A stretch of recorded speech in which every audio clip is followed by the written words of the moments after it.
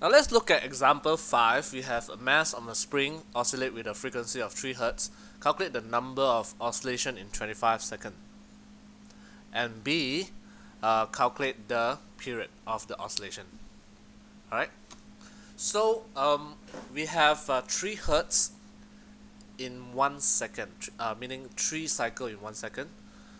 So they want to find out how many oscillation in 25 seconds. So you can do this and then find out the answer pretty much easily. So you get 75. 75 oscillation. Now the period of oscillation is basically T equals to 1 over F. So 1 over 3 second, 0.33. Now before going to example 6, it's worth mentioning that the water wave, travel with the same speed, given that the depth of the tank is the same. Alright, so V1 equals to V2. The depth is the same at any point on the surface, given, and therefore we can say V1 equals to V2. Same speed. So a vibrator makes plane wave at a rate of x waves per second. So that tells us about x hertz. Associated wavelength is lambda cm. What is the wavelength of the plane wave if the dipper produces 3x waves per second? 3x hertz. Okay, they want to know the wavelength. So show this video to orphanage if you can. Now V1 equals to F1 lambda 1. V2 equals to F2 lambda 2. Two different situations. The first one is they set the dipper to be vibrating at x hertz. Then after that they set the vibrator at 3x hertz. So F1, the first frequency is x, and lambda frequency is x waves per second. So that one is x hertz. The frequency for the new setting is 3x waves per second. So that will give you 3x hertz. Alright. So you put in 3x lambda 2. Lambda 2 is unknown yet. So we know that V1 equals to V2.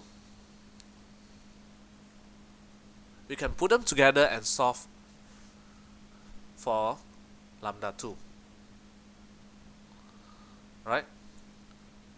So by eliminating the x, you get lambda 2, 3 lambda 2 equals to lambda. So we want lambda 2 is 1 over 3 lambda. So how does this look like if I use common sense to solve it? Right? Just by looking at this diagram, we will understand the mechanism on how it looks. Now for example, the left one is before you do changes to the setup. On the right is the one after, when you use higher frequency. This one you vibrate at, the vibration is not so frequent, and this one the vibration is more frequent, 3x. So using common sense, if your vibration is not so frequent, the water will be having this distance and the other one will have a closer distance because you vibrate more frequent, isn't it? So it makes a lot of sense that lambda 2 has a shorter wavelength, right? So lambda 2 is shorter and lambda 1 is longer. Now the new question, let's look at this. Compare the frequency, which is more stiff. Okay, before you solve for the comparison of frequency, ask yourself which is most stiff. K is measure of stiffness of the elastic system, if you remember. We know that this one is the stiffest. We have 2K, and the in series one is the softer K. So we know that T is 2 pi square root of m over k. This one is not in syllabus, but we can investigate it. Okay, we slow down for a while. So we have F is 1 over t, so 1 over this expression is 1 over 2 pi square root of k over m. You realize that F is proportional with square root of k, it's not t, right?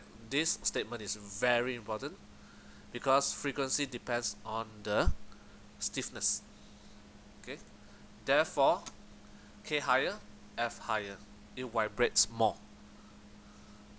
Stiff one will vibrate more.